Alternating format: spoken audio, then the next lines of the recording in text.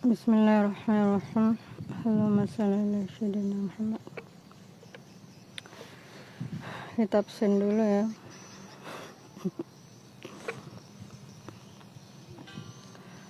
Play.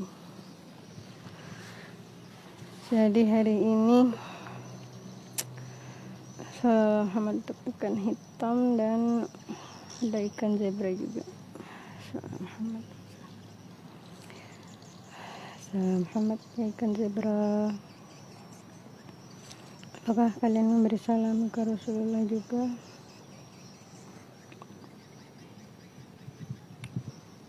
Ikan zebra dan ikan hitam.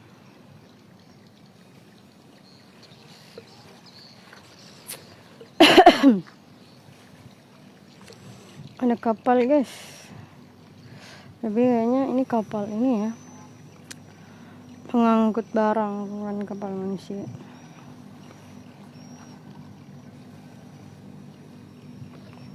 Tapi barangnya mungkin sudah ini ya, sudah antara mau diambil karena gak diisinya, kosong. Atau ada nggak sih? Saya nggak lihat. Pergi dong, pulang nggak bawa barang. Berarti barang yang diambil dari Mamuju barang yang penting ya, sampai-sampai dia harus buru-buru gitu, nggak tunggu isinya. Ataukah isinya udah nyampe tapi dia ke tengah dulu karena pelabuhan sedang airnya turun misalnya, bisa jadi. Sedang kenapa jadi bahas kesini ya? Panas banget ya Allah, panas banget. Yang mana ya? Jadi sekali lagi pembantaian di Gaza masih terjadi ya. Saya dengar satu kisah. Dia orang Amerika Gaza ya, Amerika Palestina. Bukan Gaza ya, Palestina. Mengunjungi keluarganya kalau nggak salah di West Bank itu. Dia berbisnis es krim. Dan ketika dia mengunjungi saudaranya di West Bank, dia diintai oleh IDF ya, kemudian dipukul sampai mati katanya, dipukul sampai syahid, sampai martir. Ih, ada ikan panjang, ih lucu, ya Allah. Tapi cuma satu guys.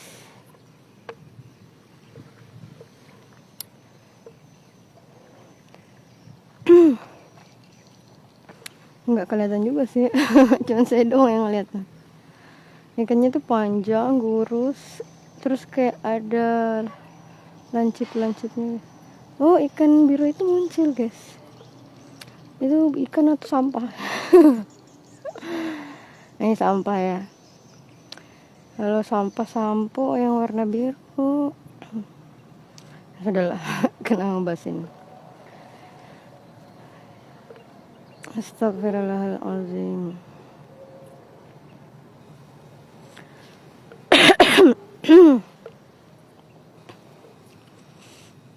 Jadi kisahnya itu soal Muhammad ikan panjang ya. Kisahnya itu dia ya menyakitkan lah sekaligus menyedihkan ya. Karena dia berkunjung di keluarganya di West Bank, tapi dibuntuti oleh tentara IDF dan dipukul sampai mati.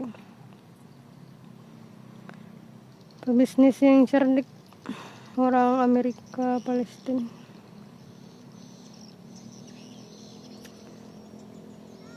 Dan saya nggak tahu ya bagaimana nasib para imigran di Amerika. Apakah ICE masih melakukan penangkapan oleh, bahkan kemarin ada berita ya melahirkan di tahanan ICE itu. Dan ya seperti kita tahu bahwa tahanan ICE itu sangat-sangat buruk ya, nggak ada fasilitas, bahkan WC pun katanya, toilet pun nggak ada katanya. Nah, gimana dong tuh? Wallah alam.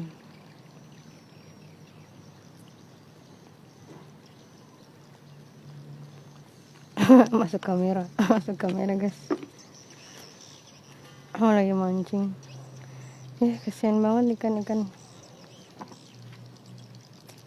Tapi Allah menciptakan ikan untuk manusia juga ya, untuk dimakan.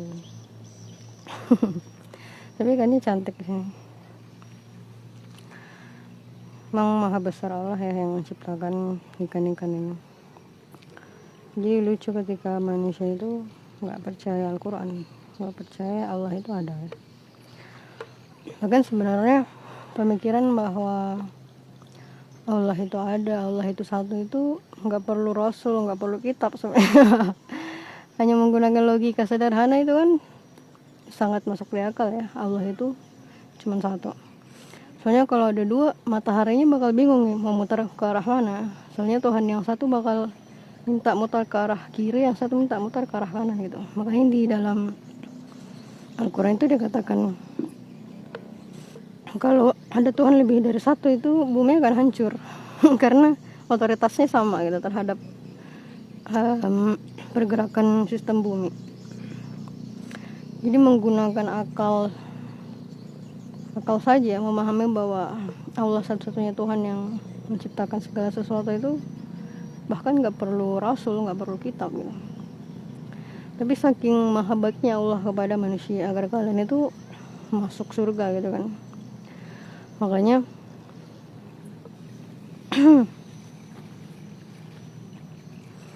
Allah sampai mengirimkan nabi-nabinya, rasul-rasulnya untuk kita semua gitu.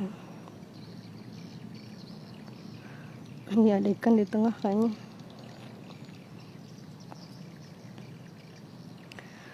Jadi ini pokoknya dikatakan merugi sebenarnya. Bahkan malaikat di neraka pun bertanya gitu, memangnya nggak ada yang menyampaikan kepada kalian tentang neraka ini, kok kalian bisa masuk neraka gitu kan. Maka penghuni neraka itu menjawab gitu, ada tapi kami nggak mengindahkan. Menggunakan kitab, menggunakan akal pribadi, hati nurani, semua hal yang telah Allah berikan seperti mata, pendengaran, penglihatan itu pun bisa memahami sesuatu kebenaran yang dibawa, salah satu kebenaran yang dibawa dari Nabi Adam ya sampai Nabi Muhammad. Itu Allah itu satu, Allah itu ada, Allah itu satu, dialah satu-satunya Tuhan alam semesta yang menciptakan segala sesuatu. Tanpa Rasul pun menggunakan akal yang Allah titipkan, hati nurani, penglihatan, pendengaran itu bisa dipikirkan kan.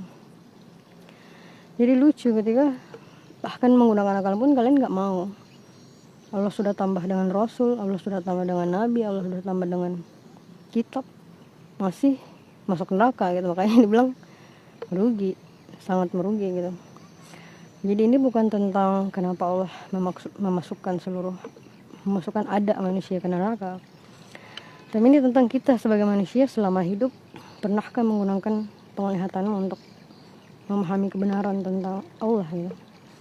Selama hidup pernahkah kamu menggunakan akal dan nuranimu untuk memahami bahwa semesta ini diciptakan oleh yang maha kuasa, satu-satunya yang maha kuasa. Yang mustahil dia adalah seorang manusia, mustahil dia adalah gunung, mustahil dia adalah kuburan gitu.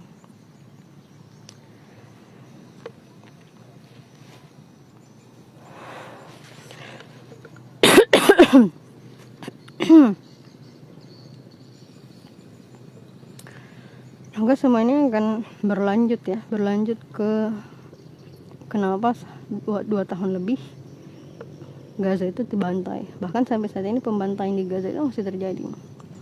Setiap hari tentara Zionis membantai dekat Gaza. Bahkan ada muncul satu organisasi di Eropa mungkin. Saya nggak tahu itu Eropa atau Amerika ya.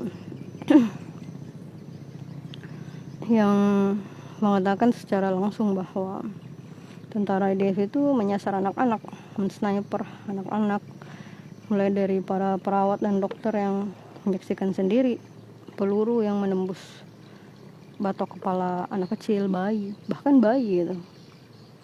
Jadi ini lucu, mereka takut sama bayi. Maka logika selanjutnya yang menjadi premis yang sangat lucu. Makhluk manusia yang bahkan mampunya hanya membunuh bayi gitu, membunuh anak kecil, kok hampir seluruh manusia nggak mampu menghentikan mereka.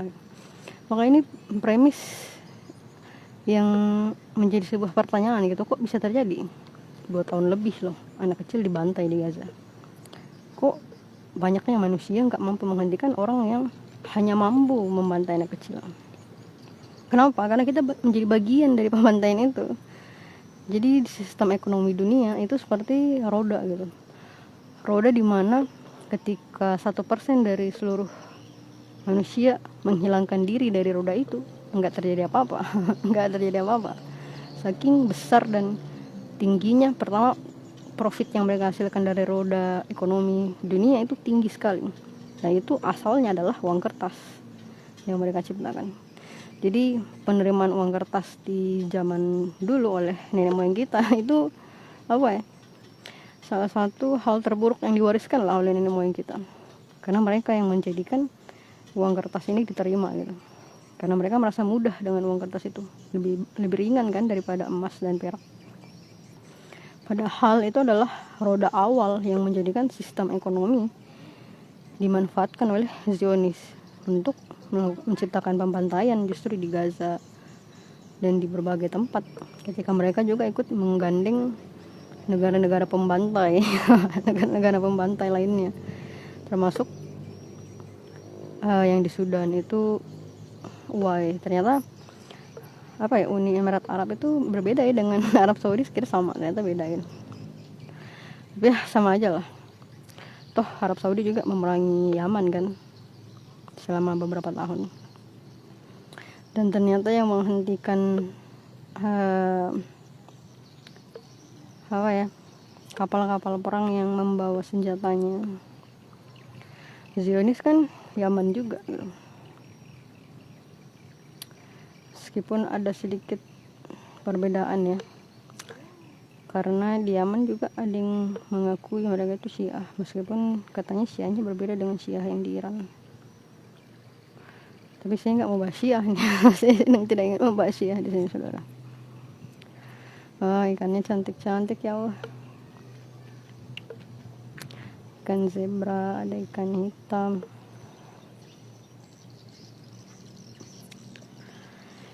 Ya, memang sangat lucu lah manusia.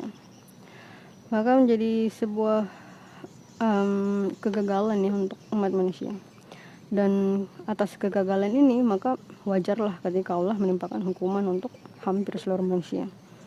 Karena ini buktinya, setelah 2 tahun pembantaian Gaza, 2 tahun anak-anak dibantai, 2 tahun Zionis mensenangi para anak kecil di Gaza, apakah seluruh manusia mampu menghentikan mereka? Gak ada kan? Karena sistem roda ekonomi yang dimulai awalnya dari uang kertas itu sulit untuk dihentikan. Sama seperti melepas molekul gitu. Untuk melepas molekul yang udah kuat, yang punya kelekatan yang kuat, itu perlu energi yang besar dari luar. Makanya untuk menghentikan sistem yang terlalu mengakar dan kuat seperti uang kertas ini, perlu energi yang besar dari luar. Itulah penyatuan umat muslim atau penyatuan masyarakat untuk menghentikan sistem ekonomi yang dibangun oleh para elit ini untuk membantai manusia. Ya, luculah manusia itu, lucu. Sangat lucu. Maka masa depan yang diramalkan Rasulullah SAW itu masa depan yang bukan hanya untuk ditunggu sebenarnya, tapi apakah kita mengambil hikmah dari masa depan itu. Ketika bencana demi bencana yang Rasulullah sampaikan terjadi di masa depan, maka apa pelajaran yang bisa diambil gitu? Kenapa Allah menimpakan bencana itu? Padahal jelas dalam Al-Quran Allah mengatakan bahwa Allah gak akan menimpakan suatu bencana, menimpakan suatu azab kecuali manusianya yang melakukan kezaliman, kecuali manusianya yang melakukan dosa. Makanya Umar bin Khattab waktu gempa bilang gitu, dia bilang radhiyallahu an, Umar bilang berhenti bermaksiat, banyak istighfar gitu kan, karena udah gempa gitu. Nah inilah apa ya, makanya saya bilang Al-Quran itu absolut sebenarnya. Jika kalian berpikir sebuah kalimat di mana kalimat itu 80% di atas 50% saja memiliki fakta kebenaran, maka bisa dikatakan seluruh kalimat itu adalah kebenaran gitu. Tapi yang menspesialkan Al-Quran, dia tidak hanya di atas 50% bahkan. Dan ini sepertinya yang digunakan sama ini ya, seperti Abu J Abu J atau Mbak Monik ya, para inilah penyebar Zionis yang mencoba membenarkan pembantaian mereka gitu. Mereka menggunakan kebenaran tapi di bawah 50% kebenaran itu. Makanya pemahaman bahwa premis mereka itu salah itu jelas gitu. Karena fakta antar satu kalimat yang mereka sodorkan itu 50%-nya di bawah 50% itu salah gitu. Makanya harus paham premisnya sebenarnya. Apakah premis yang mereka sampaikan seberapa benar faktanya gitu. Kalau di bawah 50% maka kemungkinan besar itu salah. Berbeda dengan Al-Quran, bahkan bukan di atas 50% lagi, di atas 80 mungkin. Kalau menurut Ustadz Zakir Naik itu fakta yang baru dibuktikan manusia setelah ribuan tahun dan fakta-fakta yang terjadi setelah ratusan tahun itu membenarkan sekitar, kalau saya nggak salah ingat itu 80 ya, 80 atau 70% menurut Ustadz Zakir Naik ya. Ya itu ada hitungannya sebenarnya. Kalau mau hitung statistiknya bisa, tapi sih belum hitung saudara-saudara. Dan saya sedang malas pakai AI tapi saya masih pakai AI juga. Oh ya, kemarin ada ini saya nonton video ya tentang bahaya AI. Menarik tuh videonya. Ikannya cantik ya Allah. Kita istirahat sejenak.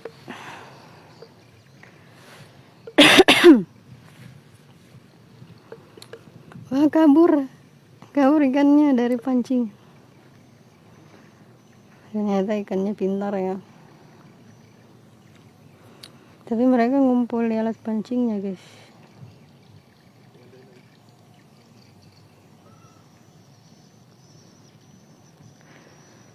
Para pendengar setia, ikan zebra dan ikan hitam.